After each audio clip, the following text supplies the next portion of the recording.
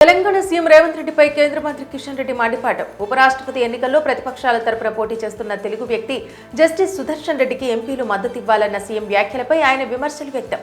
ఇదివరకు వెంకయ్య నాయుడుకు మద్దతివ్వాలని రేవంత్ ఇలాగే పిలుపునిచ్చారా అంటూ ప్రశ్న. తెలంగాణ ప్రభుత్వాన్ని ప్రశ్నించిన హైకోర్టు కాళేశ్వరం ప్రాజెక్టు నిర్మాణంలో అవకతవకలపై పీసీ ఘోష్ కమిషన్ సమర్పించిన నివేదికను అసెంబ్లీలో పెట్టి చర్చించిన తర్వాత చర్యలు మొదలు పెడతారా, అప్పుడు అసెంబ్లీలో చర్చిస్తారా అంటూ మండిపాటు. మాజీ సీఎం కేసీఆర్, మంత్రి హరీష్ రావులు దాఖలు చేసిన పిటిషన్లపై విచారణలో ఇదే కీలకమని ఏ స్పష్టత లేకుండా తామేమీ చెప్పలేమంటూ ధర్మాసనం వెల్లడి. రాష్ట్రంలో రోజురోజుకు పెరుగుతున్న రోగుల సంఖ్య, భారీ వర్షాల కారణంగా జ్వరం, జలుబు, ఒళ్లు నొప్పులు వంటి వ్యాధుల బారిన పడుతున్నారంటూ నిపుణులు స్పష్టం. ఇక రాష్ట్ర వ్యాప్తంగా అన్ని ఆసుపత్రుల్లోనూ ఓపీ వరుస కట్టే వారి సంఖ్య 30% పెరిగినట్టు వెల్లడి. తీవ్ర చర్చనీయాంశంగా మారిన కాళేశ్వరం బ్యారేజీల పునరావాస డిజైనర్ విషయంలో నీటిపారుదల శాఖ తీసుకుంటున్న నిర్ణయాలు. పునరావాస డిజైనర్తో సంబంధం లేకుండా నేరుగా ఐఐటి రూర్కి ఈ బాధ్యతలు అప్పగించాలని నిర్ణయం తీసుకున్నట్టు సమాచారం. ఈ విషయాన్ని ఆ శాఖ వర్గాలు కూడా ధృవీకరించడం గమనార్హం. యూరియా పంపిణీ లేకపోవడంతో అవస్థలు పడుతున్న అన్నదాతలు. దీంతో వృద్ధులు, మహిళలు అనే తేడా లేకుండా వేకువజాము నుంచే గంటల తరబడి కాపులు కాస్తున్నమైన ఒక్కొక్కరికి 3 బస్తాల యూరియా పంపిణీ చేయగా చాలా మందికి అందకపోవడం గమనార్హం. తెలంగాణలో విధి నిర్వహణలో నిర్లక్ష్యం, అక్రమాలకు పాల్పడిన ప్రభుత్వ ఉద్యోగులపై విచారణలను వేగవంతం చేసేలా ప్రభుత్వం కార్యాచరణ సిద్ధం. ఈ విషయంలో విచారణ కమిషన్లు 5-6 నెలల్లో విచారణ పూర్తి చేయాలంటూ స్పష్టం. ఆరోపణలు రుజువైతే వెంటనే శిక్షను ఖరారు చేయాలంటూ సూచన. తెలంగాణలో 2వ విడత పల్లె జాతర కార్యక్రమాన్ని ప్రారంభిస్తున్నట్టు మంత్రి సీతక్క స్పష్టం. 2199 కోట్ల రూపాయలతో పనులన్నింటినీ చేపట్టి వచ్చే మార్చి నాటికి పూర్తి చేసేలా కార్యాచరణ రూపొందించామంటూ వెల్లడి. ఈ పనుల జాతరలో ప్రజాప్రతినిధులు, ప్రజలు పెద్ద ఎత్తున పాల్గొనాలంటూ పిలుపు. ఏపీలో కుప్పం, పొట్టి శ్రీరాములు, నెల్లూరు జిల్లాలో గ్రీన్ఫీల్డ్ విమానాశ్రయాల ఏర్పాటుకు ఆమోదం తెలిపిన మంత్రిమండలి. ఈ రెండింటినీ పీపీపీ విధానంలో అభివృద్ధి చేసేందుకు ప్రతిపాదించిన ముసాయిదా ఆర్ఎస్పీని ఆమోదించిన ప్రభుత్వం, భూసేకరణ ప్రతిపాదిత విమానాశ్రయం కోసం తదితర పనులపై పెట్టుబడుల శాఖ ప్రతిపాదించగా ఆమోదం తెలిపిన మంత్రిమండలి. పార్టీ ఎమ్మెల్యేలు కొందరు వివాదాస్పద ప్రవర్తన వల్ల ప్రభుత్వానికి చెడ్డ పేరు వస్తుందంటూ ఏపీ సీఎం చంద్రబాబు అసహనం వ్యక్తం. వారు పద్ధతి మార్చుకోకపోతే చర్యలు తప్పవంటూ హెచ్చరిక. మొన్న శ్రీశైలం ఎమ్మెల్యే అటవీ శాఖ ఉద్యోగుల మీద చేయి చేసుకోవడంపై ఆగ్రహం వ్యక్తం చేసిన మంత్రి లోకేష్. మద్యం కుంభకోణంలో ప్రధాన నిందితుడైన రాజుకేశ్ రెడ్డిపై ఆస్తుల జప్తునకు న్యాయస్థానంలో పిటిషన్ వేసేందుకు సిట్ అధికారులకు అనుమతిచ్చిన రాష్ట్ర ప్రభుత్వం. హోంశాఖ ముఖ్య కార్యదర్శి కుమార్ విశ్వజిత్ ఈ మేరకు ఉత్తర్వులు జారీ చేసినట్టు సమాచారం. మద్యం కుంభకోణంలో సంపాదించిన సొత్తుతో రాజుకేశ్ రెడ్డి భూములన్నింటినీ నగదు రూపంలోనే కొన్నట్టు తేల్చి చెప్పిన సిట్ బృందం. ఏపీ నగరాల్లో జనాభా పెరగడంతో వాటి చుట్టూ కొత్తగా చేపట్టిన నిర్మాణాలు, అభివృద్ధికి కార్యాచరణ ప్రణాళిక రచిస్తూ ఉన్న రాష్ట్ర ప్రభుత్వం భవిష్యత్తు అవసరాల మేరకు ఇప్పటి నుంచే సదుపాయాలు కల్పించే దిశగా అడుగులు వేస్తున్నట్టు స్పష్టం. ఈ దిశగా విశాఖలో టీమ్ బెస్ట్ పట్టణాల నిర్మాణానికి కసరత్తు ప్రారంభం. ఎగువ ప్రాంతాల్లో కురిసిన వర్షాలతో శ్రీశైలం ప్రాజెక్టుకు కొనసాగుతున్న భారీ వరద. దీంతో జూరాల, సుంకేశ్ల నుంచి పెరుగుతూనే ఉన్న వరద. జలాశయం ఇన్ఫ్లో 5,40,756 క్యూసెక్కులు కాగా అవుట్ఫ్లో 5,16,493 క్యూసెక్కులు. ఎగువ ప్రాంతాల్లో కురుస్తున్న వర్షాలతో ఉధృతంగా ప్రవహిస్తున్న గోదావరి. ధవళేశ్వరం బ్యారేజీ వద్ద ప్రమాదకర స్థాయిలో పెరిగిన నీటి ప్రవాహం. దీంతో తెల్లవారుజామున 2వ నెంబరు ప్రమాద హెచ్చరిక జారీ చేసిన అధికారులు. నిన్న పిఠాపురంలో శ్రీ ఉమా కుక్కుటేశ్వర స్వామి దేవస్థానంలో జనసేన ఆధ్వర్యంలో ఘనంగా నిర్వహించిన సామూహిక వరలక్ష్మి వ్రతాలు. దీంతో అధిక సంఖ్యలో తరలివచ్చిన మహిళలు వ్రతం అనంతరం 10,000 మంది నియోజకవర్గ మహిళలకు చీర, కుంకుమ కిట్లను పంపిణీ చేసిన ఆ పార్టీ వర్గాలు.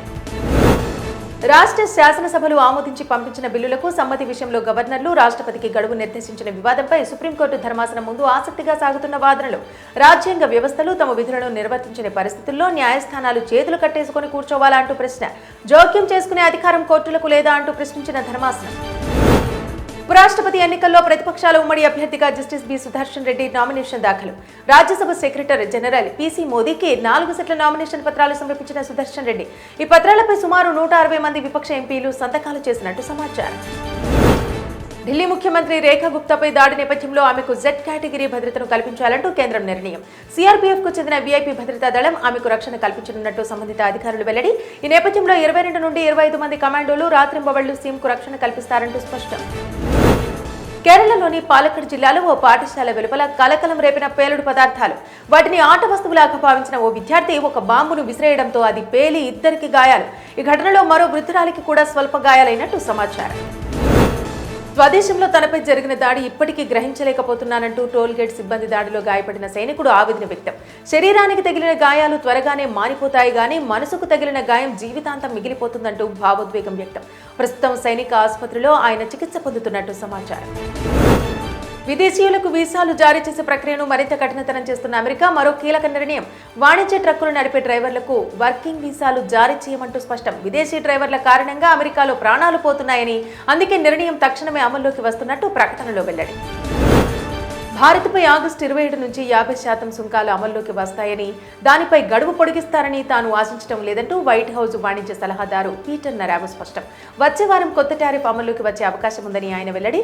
రష్యా నుంచి చమురు కొనడం ద్వారా లాభదాయక కార్యక్రమాన్ని భారత్ కొనసాగిస్తోందంటూ ఆరోపణ. దక్షిణ అమెరికాను వణికించిన భూకంపం రిక్టర్ స్కేలుపై 7.5గా నమోదు. ఈ ప్రకంపనల కారణంగా సునామీ ముప్పు పొంచి ఉండటంతో అప్రమత్తమైన చిలీ దేశం.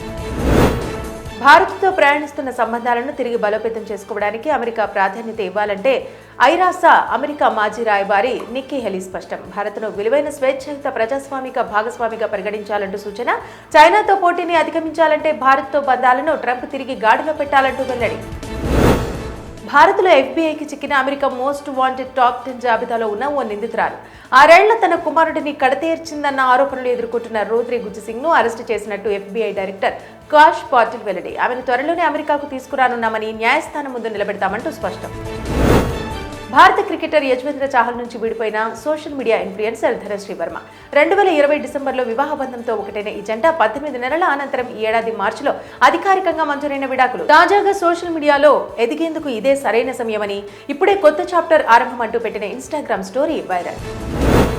రోహిత్ స్థానంలో శ్రేయస్ అయ్యర్కు అవకాశం ఇస్తారని కథనాలు వచ్చిన నేపథ్యంలో బీసీసీఐ కార్యదర్శి దేవజిత్ సైకియా ఆసక్తికర వ్యాఖ్యలు. ఆస్ట్రేలియాతో వన్డే సిరీస్ వరకు రోహిత్ కొనసాగుతాడంటూ స్పష్టం. ఇటువంటి వ్యాఖ్యలపై ఎలాంటి చర్చలు జరగలేదంటూ ఆయన వెల్లడి. అక్టోబర్లో ప్రారంభం కానున్న రంజీ ట్రోఫీ 2025-26 సౌరాష్ట్ర తరపున రంజీ ట్రోఫీ ఆడనున్న సీనియర్ బ్యాటర్ చతేశ్వర్ పుజారా. ఈ విషయాన్ని ధృవీకరించిన సౌరాష్ట్ర క్రికెట్ అసోసియేషన్ పుజారా తీసుకున్న ఈ నిర్ణయాన్ని స్వాగతించిన ఎస్ఎస్సీ అధికారి. నేడు చిరంజీవి 70వ పుట్టినరోజు. ఈ సందర్భంగా సోషల్ మీడియా వేదికగా వెల్లువెత్తుతున్న శుభాకాంక్షలు. Happy birthday one and only megastar Chiranjeevi గారు అంటూ అల్లు అర్జున్ శుభాకాంక్షలు తెలుపు ఆయనతో కలిసి డాన్స్ చేస్తున్న ఓ ఫోటోను పంచుకున్న పోస్ట్ సోషల్ మీడియాలో వైరల్. నీకు తమ్ముడుగా పుట్టడం నా అదృష్టం అంటూ చిరంజీవికి స్పెషల్ విషెస్ చెప్పిన పవన్ కళ్యాణ్. దీనికి చిరు నీకు అన్నయ్యగా అయినందుకు ఎంతో ఆనందంగా ఉందంటూ నోటు విడుదల. దాంట్లో నీ విజయాన్ని, నీ పోరాటాన్ని నేను అంతగా ఆస్వాదిస్తున్నానంటూ చిరు ఆనందం వ్యక్తం. సినీ కార్మికుల వేతన పెంపునకు అంగీకారం కుదరడంపై సంతోషం వ్యక్తం చేసిన మెగాస్టార్ ఎంతో జటిలమైన ఇండస్ట్రీ సమస్యను చాలా సామరస్యపూర్వకంగా నిర్మాతలకు, కార్మికులకు న్యాయం జరిగే విధంగా పరిష్కరించిన తెలంగాణ సీఎం రేవంత్ రెడ్డికి మనస్ఫూర్తిగా కృతజ్ఞతలంటూ ఎక్స్లో పోస్ట్. తెలుగు చిత్రసీమ ఇలానే కలిసిమెలిసి ముందుకు సాగాలని, ప్రభుత్వం సైతం అన్ని రకాలుగా అండదండలు అందిస్తుందని మనస్ఫూర్తిగా కోరుకుంటున్నట్టు పోస్టులో చిరు వెల్లడి.